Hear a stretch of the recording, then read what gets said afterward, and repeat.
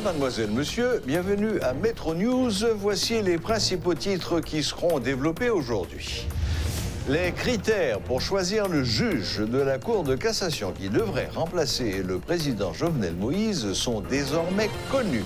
Sous peu, le nom de celui ou de celle qui sera nommé pour diriger l'éventuelle transition sera rendu public selon des membres de l'opposition. Le Fonds monétaire international appelle à la mise en place d'un gouvernement qui doit entreprendre des réformes pouvant faciliter la reprise de l'appui de la communauté internationale à Haïti. L'électricité d'État d'Haïti annonce une amélioration dans la distribution du courant électrique avant le 25 décembre, selon le directeur de l'EDH, Hervé Pierre-Louis.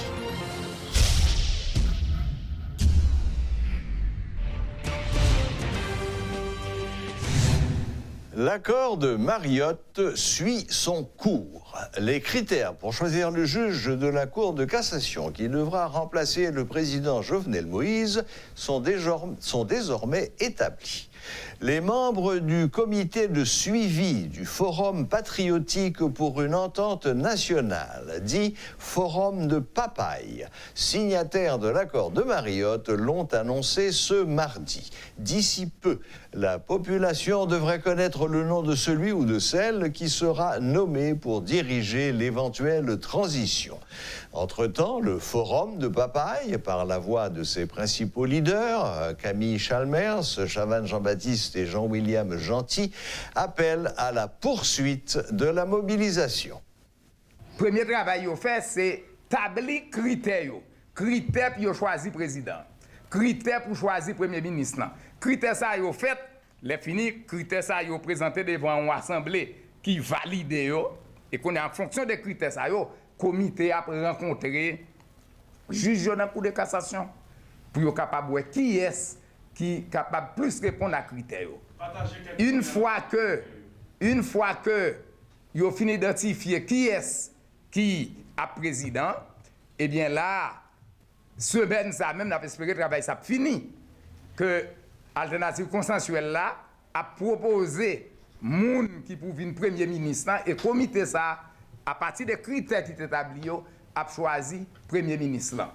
Et une fois ça fin fait, eh bien c'est passerelle là pour gagner rôle pour lui présenter et travail ça à quoi ça yo bay Jovenel avec équipe li et pour comment sortir Jovenel là capable faire. On sorti ordonné Jean Yodi. C'est celle ça oui qui vient pour faire avec Jovenel, pas rien encore et pas aucune organisation qui te signé à comme Mariotte là qui pral négocier avec Jovenel pour faire aucun gouvernement. L'autre point en considération c'est que Jovenel là toujours.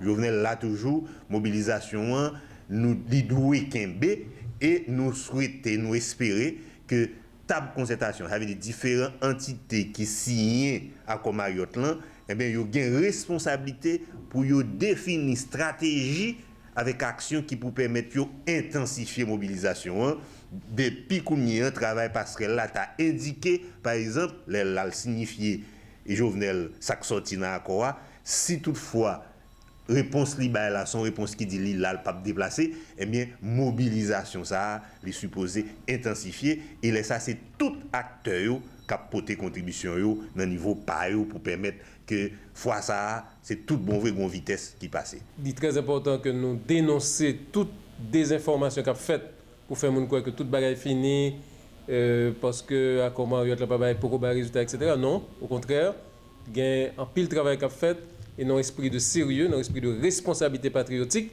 pour nous capable aboutir le plus rapidement possible à des résultats. Et dans ce sens-là, il est très important que nous dénoncer toute menti qu'a bail sur le fait par exemple que tu as gagné des gens qui pourraient faire accord avec Jovenel Moïse. Il est clair, nous profiter de ça pour nous réaffirmer que pas gain aucun accord possible avec Jovenel Moïse, sauf l'aide d'émission. Le Fonds monétaire international a sorti un communiqué qui, en principe, devrait apporter un certain souffle au gouvernement d'Haïti.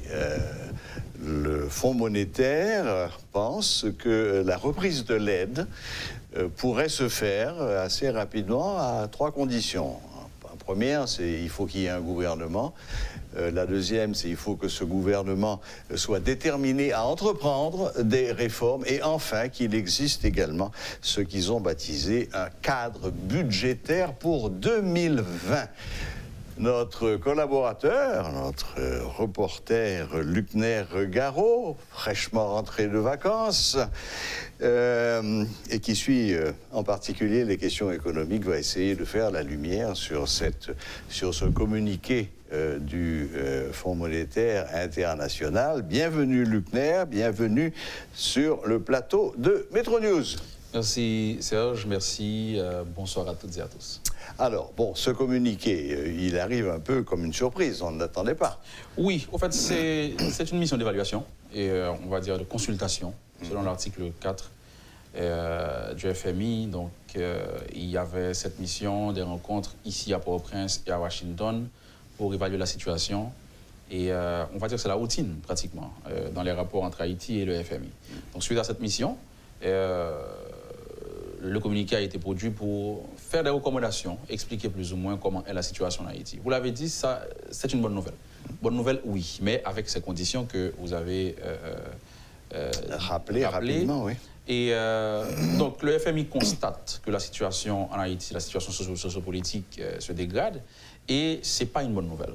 Donc, si cela devait continuer comme ça, ce serait catastrophique pour Haïti. C'est le constat de Nicole Laframboise qui a conduit cette mission de consultation en Haïti. Donc, le FMI estime qu'il y a de l'urgence, qu'il y a des priorités aujourd'hui auxquelles le gouvernement devrait accorder de l'importance. D'abord, il faut penser à résoudre cette crise, la crise socio-politique et économique. Il faut renforcer la situation macroéconomique du pays. Il faut renforcer la lutte contre la corruption et essayer de voir comment on peut relancer les programmes sociaux. Le FMI tient à cet aspect. Il faut aller vers les plus faibles, il faut les accompagner. Donc voilà pour les 3 grandes recommandations du Fonds monétaire international. Après ce constat alarmant, le Fonds parle d'un taux de croissance de moins 1,2% pour l'exercice fiscal 2019 parce que... Donc un taux de croissance négatif. Négatif, parce qu'il y a eu ces troubles depuis 2018, juillet 2018, novembre 2018, juin 2019, février 2019, septembre 2019. Donc par rapport à tout ceci, donc, le FMI croit qu'avec une inflation de 20% et un taux de croissance de moins 1,2%, donc c'est plus de pauvreté, plus de vulnérabilité en Haïti. Bien, le FMI a parlé de résolution de la crise ou de lutte contre la corruption. Ça, ce sont des objectifs à long terme. On ne peut pas espérer résoudre la crise socio-économique et même politique d'un claquement de doigts, de même que la lutte contre la corruption est quelque chose qui va prendre un certain temps. Mais pourquoi est-ce que nous avons parlé, et vous et moi, d'un communiqué qui serait plutôt positif? C'est que, contrairement à la position qu'ils avaient il y a quelques mois, là, ils semblent indiquer aux autorités haïtiennes, voilà ce que vous devez faire dans l'immédiat si vous voulez que l'aide internationale reprenne, condition sine qua non que la crise économique puisse commencer à trouver un début de solution. En fait, c'est pas une surprise. En mars 2019, le FMI, le conseil d'administration devait ratifier, ou encore se pencher sur un accord, un programme qui a été négocié entre Haïti et le FMI. Voilà. 229 millions de dollars sur 3 ans. Exact. Le FMI était en train d'analyser ce programme, le board, le 24 avril, on se le rappelle, quand en Haïti, le 18 mars, on a renvoyé le gouvernement de Jean-Henri Séan. C'est ça. Donc, sans gouvernement, le FMI ne peut pas entreprendre ou encore signer un accord avec un pays. Exact. Donc, depuis le 18 mars 2019, le FMI attend la mise en place de gouvernement. C'était la seule condition. Vous avez un gouvernement légitimement nommé, ratifié par le Parlement. Vous avez un budget régulier voté par le Parlement. Eh bien, on va ratifier ce programme de 229 millions de dollars. Et aujourd'hui encore, le FMI attend qu'il y ait un gouvernement. Oui. Donc, s'il y a un gouvernement déterminé à Entreprendre des faire des réformes, réformes, justement, très important pour le FMI. Si vous avez un budget régulier voté par le Parlement, et là encore, le FMI croit que si on ne peut pas arriver à un budget régulier, le gouvernement devrait pouvoir mettre en place ce qu'il appelle un cadre budgétaire pour 2020. Oui. Voilà. Donc, c'est pour montrer la flexibilité du Fonds monétaire. C'est ça, c'est ce point que je voulais mettre en relief, c'est qu'ils sont moins rigides apparemment qu'il y a quelques mois. Bon, cela dit, gouvernement, on en est encore à un gouvernement démissionnaire d'intérim, un autre qui est passé aux oubliettes. Là, ils discutent sur la possibilité de trouver un chef de gouvernement, mais il faudrait d'abord trouver un juge qui accepte de remplacer le cas échéant. Enfin bon, là, il y a encore beaucoup d'obstacles qui restent à franchir, mais essayons de rester un petit peu positifs. Et il semble que le FMI ait tendu la perche aux autorités haïtiennes, et maintenant c'est à nous à retrousser nos manches, à faire preuve d'un peu de bon sens, de façon à pouvoir relancer les choses. C'est la voie. C'est la voie. Vous avez un gouvernement, vous avez un cadre budgétaire pour 2020. La communauté internationale peut commencer à revenir vers vous. Parce que, comme vous le savez, le FMI, c'est le médecin qui dit, quand ça va mal, le FMI demande à la communauté internationale de se retirer. Quand le FMI constate qu'il y a des efforts, maintenant, il ouvre la voie à la communauté internationale, ou encore au reste de la communauté internationale, de venir supporter Haïti. Donc le FMI dit, si vous avez un gouvernement, un budget ou encore un cadre budgétaire, eh bien, les amis d'Haïti peuvent toujours mettre la main à la poche et voir comment ils peuvent aider. Mais pour cela, il faut d'abord qu'on mette fin à cette crise, qui, si elle continue, peut être très catastrophique pour le pays. C'est le FMI qui le dit. Mais le FMI a quand même constaté des efforts, dans ce sens que le gouvernement a signé un pacte de gouvernance avec la BRH qui a permis de contrôler le déficit budgétaire. Aujourd'hui, on a un déficit ou encore un financement budgétaire de 9,3 milliards de gourdes, 9,2 milliards de gourdes selon la dernière note publiée par la BRH. C'est vrai qu'on n'a pas réussi à atteindre les prévisions en termes de recettes fiscales, 76 milliards contre 79 en 2017-2018, et selon une prévision de 99 milliards. Donc, on a eu ce déficit de côté-là. Mais, en termes de financement monétaire, la BRH a pu contrôler le déficit budgétaire à 9,2 milliards. C'est vrai aussi que certains économistes pensent qu'il y a des arriérés qui peuvent à l'avenir constituer des obstacles. Mais pour l'instant, la situation est là. Un taux de croissance qui était de 0,1 en octobre, lorsque j'ai été à l'Assemblée annuelle du FMI à Washington, mais aujourd'hui le FMI parle de moins 1,2%. C'est à croire que ça continue de chuter. Et c'est grave pour le pays quand on a un taux de croissance démographique de 1,5%. Exact. Ça crée de la pauvreté. Il ne faut pas oublier ce critère. Voilà. Oui. Eh bien, écoutez, Luc-Léa Garot, merci. Merci de nous avoir éclairé un petit peu sur ce qui se passe actuellement avec le FMI. Et merci aussi de nous donner votre sentiment qui est, somme toute, positif. Merci Serge, merci à toutes et à tous.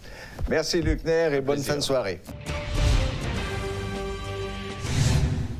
Le directeur général de l'EDH, Hervé Pierre-Louis, annonce que la production d'énergie électrique est supérieure à 75 mégawatts dans la région métropolitaine de Port-au-Prince. Les turbines de Péligre produisent 36 mégawatts, e-Power 29 et les centrales de Carrefour de 10 à 15 mégawatts. Monsieur Pierre-Louis indique que d'ici la fin de l'année, les deux centrales de Vareux seront de nouveau opérationnelles et produiront 40 mégawatts chacune. Au cours des dernières semaines, des dysfonctionnements sur le réseau ont perturbé la distribution de l'énergie électrique. Les techniciens de l'EDH n'ont pas pu avoir accès à des infrastructures en raison du blocage de plusieurs axes routiers par des individus, notamment à Carrefour-Marassa. Ces derniers jours, nous avons constaté que y a plusieurs perturbations. Au niveau alimentation, jaune qu'on y est. Ce n'est pas une perturbation qui est liée à arrêt central de Vareux. Il y a un pile de problèmes sous réseau, notamment tabac, On voulait parler de zone nord, Port-au-Prince, zone Santo, Croix des Bouquets, Malpasse et Tomaso. Lorsque le circuit ça a déclenché, situation des ordres qui étaient dans la zone nord, là, avec des questions de barricades, fait que l'équipe n'a pas arrivé à faire inspection comme ça doit, pour détecter panne, pour resservir mon zone nord. Dans ce sens, EDH, à travers l'organe, a présenté excuse by clientèle nous dans la zone nord là, mais il faut que comprendre que le problème n'est pas sorti bon côté EDH. C'est des problèmes sous réseau, c'est des problèmes dans la rue, c'est des problèmes de barricades qui fait que l'inspection n'est pas capable de faire. Bon, c'est vrai, la justice sortit en ordonnance, mais même lorsque le contrat a déroulé de manière normale, il prévoit en d'un contrat qu'à la fin du contrat, il y a 2 centrales que Sogénère a pour remettre EDH. Bon, il est vrai qu'avec l'ordonnance, la situation ça vient précipiter. Mais c'est une situation qui est déjà prévoit dans le cadre du contrat, qui est normale et qui est prévoit dans le cadre du contrat. Et donc, comme situation est déjà prévoit dans le cadre du contrat, donc EDH, il y a expertise là. Et évidemment, nous allons chercher des ressources côté nous pas gagner. Et pour que, quand même, il faut me dire que Centrale Vareux 2 était supposé marcher au mazout. C'est ça que tu l'appel d'offre là. Et malheureusement, ce n'est pas le cas. Donc, l'écoutez, l'État haïtien pichait le fait que la marché est sous gazoil. Donc, c'est pas sûr que EDH va l'exploiter à fond. Même gens doivent l'exploiter à fond. Centrale Vareux 1, qui sont centrales qui ont marché sous mazout, parce que coût pas même. Prix de revient kilowattheure, alors produit sous Vareux 1, alors produit sous Vareux 2, n'est pas même. Donc, c'est sûr que EDH va faire gestion de ça. Et donc, c'est sûr que nous allons mettre toutes ressources, toutes compétences pour que le prix de revient et kilowattheure, production, vienne moins que lorsque nous avons acheté dans la main privée. Mais toujours est-il, nous avons besoin de pièces de rechange, nous avons besoin de faire un entretien. C'est le ça, il faut que la clientèle là payer pour que EDH soit capable de garantir quantité production et qualité service distribution. Le chef de l'État haïtien, Jovenel Moïse, a nommé un conseil d'administration ad intérim à la Banque nationale de crédit BNC. Raoul Pierre-Louis prend les commandes de la principale banque publique. Il avait occupé pendant une année la présidence du conseil d'administration de la Banque populaire haïtienne, BPH, autre banque commerciale contrôlée par l'État. Les autres membres du conseil d'administration sont Guy-Marie Cazeneuve, Micheron Jean, Marlène Cyril et Lionel Guillaume. Le nouveau conseil est nommé par arrêté présidentiel en date du 21 novembre pour 3 ans. Les autorités monétaires et gouvernementales sont visiblement satisfaites des performances de M. Pierre-Louis à la BPH. Ce haut cadre de la fonction publique remplace Fernand Robert Pardo à la BNC. Au cours des dernières semaines, le chef de l'État a lancé une grande offensive dans le secteur de la finance et des crédits. Il presse les banques publiques et l'ONA d'accorder plus de crédits aux jeunes entrepreneurs des classes moyennes. En maintes occasions, il s'est élevé contre les montants faramineux accordés à de grands entrepreneurs. M. Moïse avait récemment fait l'objet d'un projet visant à accorder des crédits à un taux de 6% à plus de 500 jeunes entrepreneurs. La plateforme Jean le Tombé exhorte les jeunes qui érigent des barricades à se ressaisir et à ne pas se laisser manipuler par les politiques. Saluant l'accalmie constatée depuis plusieurs jours dans la capitale, le coordonnateur de cette structure, Charles Leslie Moza, affirme qu'un dialogue franc entre tous les acteurs concernés est la seule issue possible pour sortir le pays de la crise. En conférence de presse ce mardi, M. Moza a, malgré tout, annoncé une manifestation pour le vendredi 29 novembre. Nous dit tout jeune garçon, jeune fille qui campait derrière une barricade. Pour nous-mêmes, dans la plateforme, et avec tout le monde qui est victime, une barricade veut dire on gang pour nous. Chaque love son barricade, c'est boule nous. Chaque love son barricade, c'est garçon à garçon, fait souci pour garçon, femme, etc. Je veux dire, nous conseillons chaque jeune garçon, si nous t'avons mettre une barricade, monter, bloquer à Jovenel, pour nous barrer Jovenel, là mettre une barricade dans la zone ou bloquer malheureux, malheureuse qui pas à l'hôpital, qui pas à régler l'activité. Je veux dire, nous croyons que le président Jovenel Moïse demandé un dialogue. Nous-mêmes, dans la plateforme, nous appuyons le dialogue là. Mais si nous demandé dans le dialogue là, nous ne parlons pas de dialogue pour dialogue. Et ça fait tout, il y a un pile réticent qui a fait de côté nèg qui dans l'opposition. Ils mettent dans tête, dans le dialogue qui va le faire là, c'est un dialogue qui t'a fait même gens, ça qui a fait après le président Michel Martelly le pouvoir. Chaque ministre mettait à directeur général, c'est pour venir faire poche pour la à venir plus d'argent. Je dis à Nabdi, peuple là regarde en bas nous déjà. Tout nèg qui pensait c'est peuple là y a mettre devant pour craser pour briser Nabdi ça va passer. Je dis petit tout nèg ça seulement il y a l'école et on commence à fêter Noël. Petit pas nous parle l'école et nous dit face à faut que retourner l'école et faut que fêter Noël. Je dis nous dit peuple haïtien pas prendre provocation personne. Et j'ai un garçon qui dit barricade c'est avenir là connaît bien avenir c'est l'école, avenir c'est profession.